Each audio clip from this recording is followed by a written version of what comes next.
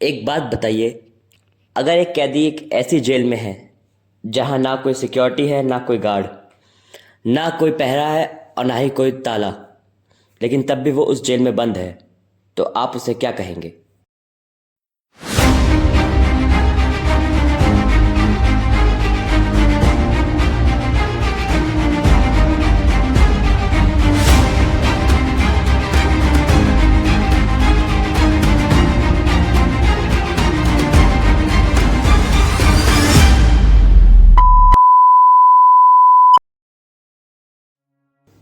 Hello everyone, this is निश्चय और आज हम बात करेंगे एक ऐसे कैद के बारे में, एक ऐसे लॉकअप के बारे में जो इसमें ना कोई दीवारें हैं और ना कोई सराखें।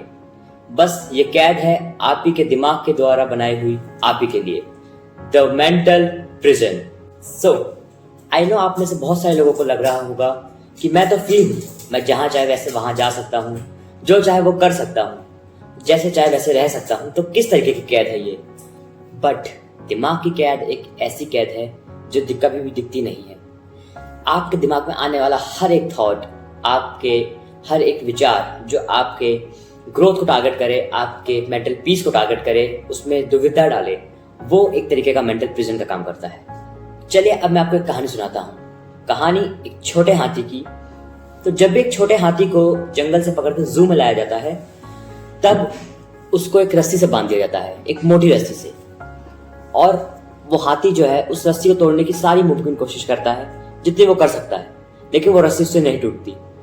फिर वो अपने मन में ये चीज मान के बैठ जाता है कि अब वो रस्सी कभी नहीं तोड़ पाएगा और अब पूरी जिंदगी उसको इसी जेल में रहना है। उसके बाद धीरे धीरे समय बीतता है और हाथी बड़ा हो जाता है और फिर अब उसके पास क्योंकि बड़ा शरीर भी है और ज्यादा ताकत भी है, लेकिन तब भी वो इस रस्सी को तोड़ने की कोशिश नहीं करता, क्योंकि उसका दिमाग उससे कहता है कि तुमसे ये रस्सी नहीं टूटेगी, तुम्हें पूरी जिंदगी इसी रस्सी से बंध के इन सलाखों के बीच में रहना है। तो यही चीज होती है मेंटल प्रिजन के केस की, जिसमें आपका दिमाग आपको इस तरीके से मैनिपुलेट करेगा कि आप काम को करेंगे ही नहीं। और देखा जाए तो ये प्रिजन जो है वो कोई एक तरीके का नहीं होता, बल्कि अलग अलग तरीकों से, अलग अलग चीजों से मिलके ये मेंटल प्रिजन बना है। तो चलिए बात करते हैं हर तरीके के मेंटल प्रिजन की और कैसे उससे बाहर निकला जाए। सबसे पहले बात करते हैं the prison of over thinking की। क्या है प्रिजन ऑफ ओवर थिंकिंग असल में? कि मुझसे काम नहीं होगा, मैं फेल हो गया तो क्या होगा, मुझे डर लग रहा है, लोग क्या कहेंगे, वगैरह वगैरह वगैरह। मतलब आप दिमाग में काम होने से पहले बहुत कुछ सोच लेते हो, उसका रिजल्ट, उसके क्या क्या दिक्कतें आ सकती हैं, सब कुछ आप दिमाग में सोच लेते हो। और इनमें से बहुत सारी चीजें फालतू की होती हैं जो कि आप सोच लेते हो, और इन्हीं सब कारणों की वजह से आप वो काम कभी स्टार्ट ही नहीं करते जो कि शायद आपको कभी बहुत ऊपर तक ले जा सकता था, लेकिन आप उस काम को करते ही नहीं। तो यही है आपका प्रिजन ऑफ ओवर थिंकिंग। तो इससे निकलने का एकमात्र रास्ता यही है कि आप काम को स्टार्ट करो, अंडर एनी कंडीशन, चाहे कुछ भी हो, काम को स्टार्ट तो करो कम से कम। बाकी उसका एंड रिजल्ट क्या होगा, कैसा होगा, वो सब बिना सोचे जस्ट स्टार्टेड। और इसी चीज को भगवत गीता में भी बहुत अच्छी तरीके से रिप्रेजेंट किया गया है कि कर्मणे वाधिकारस्ते मां फलेषु कदाचन मां कर्म फल हेतुर्भु मां तेक संकष्ट कर्मणि। इसका अर्थ है कि हर मनुष्य का अधिकार सिर्फ उसके काम पर है, एंड रिजल्ट पे नहीं। तो इसलिए बिना एंड रिजल्ट का सोचे अपने काम को स्टार्ट करो और उसी में आगे बढ़ो। अब बात करते हैं अपने दूसरे बार ऑफ प्रिजन की, जो कि प्रिजन ऑफ एडिक्शन। तो आप लोगों ने कई बार सुना होगा कि लत चाहे किसी भी चीज की हो, हमेशा खराबी होती है और उसका एंड रिजल्ट हमेशा गलत ही होता है। फिर चाहे वो कोई अल्कोहल या कोई गलत चीज की लत हो, चाहे फोन की हो, या फिर कोई भी एक्सेट्रा चीज की लत हो सकती हो, वो आपको एट द एंड हमेशा गलत आउटकम ही देती है।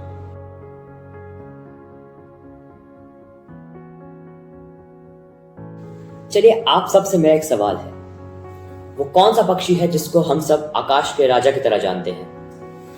वो कौन सा पक्षी है जो जब बारिश होती है और सभी पक्षी अपने घोंसलों में चले जाते हैं तो वो बादलों से भी ऊपर जाके उड़ता है? वो कौन सा पक्षी है कि जो जब हवा में उड़ रहा होता है तो उसकी ऊंचाई और उसकी रफ्तार को बराबरी देने वाला कोई और पक्षी है नहीं पूरे आकाश में? आई नो आप में से बहुत सारे लोगों का आंसर होगा बाज, ईगल।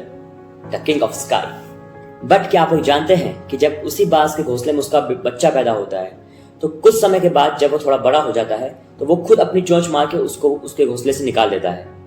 क्यों? क्योंकि वो बाज जानता है कि उसके बच्चे का जो जन्म हुआ है वो आसपास के बाकी पक्षियों जैसे छोटी उड़ान के लिए नहीं हुआ है, वो बड़ी उड़ान के लिए बना है, वो आकाश का राजा कहलाने के लिए बना है। तो इसीलिए और वो ये भी जानता है कि ये सब चीजें उसको घोंसले में रह के, कंफर्ट जोन में रह के कभी नहीं मिल सकती, ये सब चीजें उसको हासिल करनी पड़ेगी। लेकिन हम इंसानों के केस में बिल्कुल उल्टा होता है। हम लोग सोचते हैं कि जितनी चीजें हमें कंफर्ट जोन में बैठे बैठे आराम से मिल जाए उतनी चीजें ही अच्छी हैं और बाकी सब में कोई खास मजा नहीं है। और यही एक कारण है कि इसकी वजह से हम में से बहुत सारे इंसान जो हैं, बहुत सारे लोग जो हैं वो नहीं कर पाते जिसके लिए वो बने हैं। जहां तक वो जिस ऊंचाई को छू सकते थे वो उस ऊंचाई को नहीं छू पाते। तो बेसिकली यही अंतर है एक किंग मेंटेलिटी में और एक प्रजा की मेंटेलिटी में। याद रखिएगा कि अपने पूर्वजों से आपको उनका नाम मिल सकता है लेकिन उनकी पहचान नहीं। पहचान आपको खुद बनानी होगी अपनी। याद रखिए कि आपकी आइडेंटिटी किसी की मोहताज नहीं हो सकती। आपकी आइडेंटिटी लोगों में कैसी बनेगी वो आप पे डिपेंड करता है, आप पे निर्भर करता है। सो एट द एंड ये आप पे डिपेंड करता है कि अपने दिमाग के कैद से, अपने थॉट्स से, अपने विचारों से आप कितनी जल्दी निकलते हैं और कैसे निकलते हैं।